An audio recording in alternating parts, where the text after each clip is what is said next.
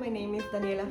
I am from Guatemala. I live there. I came to East Lansing, Michigan to be a missionary this year. I am an architect. I studied, my university career is a long story, so I'm going to try to share you a little story from my experience there.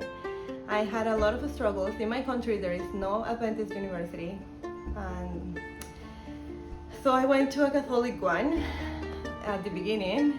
It was a really good university, but I wasn't expecting all the struggles I have to go through while I was there. I remember that in my second year of university, I went through so much struggle. The first one that I'm going to share with you, I had this vacation class that I have to take, and we have a visit on Sabbath. We were learning how to do some mapping and some stuff, technical stuff.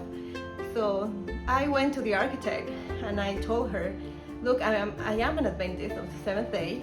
I don't go to do these things on Sabbath.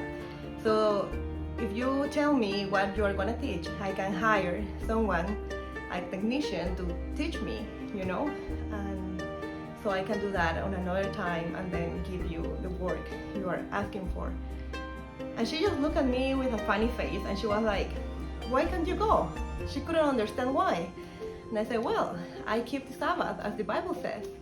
And she said, you know what, my best friend in university, she was an Adventist of the Seventh Day, and she went to every single activity we had on Sabbath.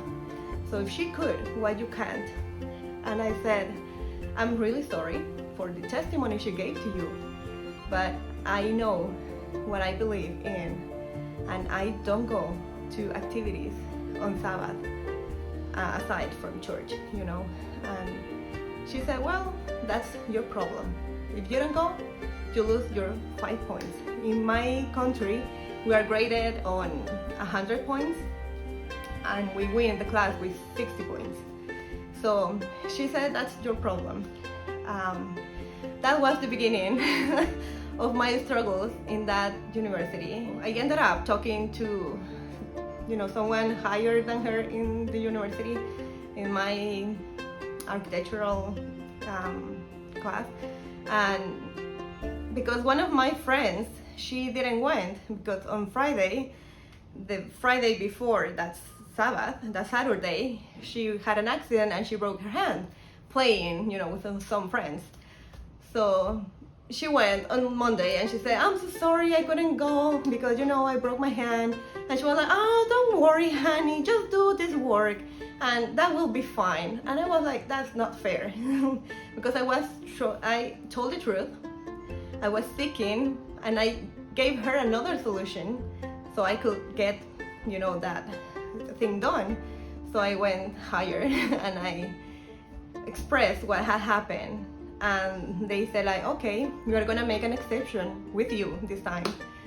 So they allowed me to do a work so I could have that grade. When I was beginning the next semester, they sent a letter to me that said that it was going to be the only exception they were going to do on my career. If I wanted to graduate from that university, I will have to follow everything they said, like the rules. Otherwise, I wouldn't make it. Long story short, I didn't graduate from that university, but that's that story for another time. But I want to encourage you, it doesn't matter what you're going through. Think about your testimony. What you do, what you said, the way you behave right now will have an impact on those that are coming before you, behind you. So be really mindful of what you're doing right now. You can be a blessing for others, or you can be an obstacle for them. So pray about your relationship with God and just trust that whatever happens in the future, you have to be faithful right now. Thank you.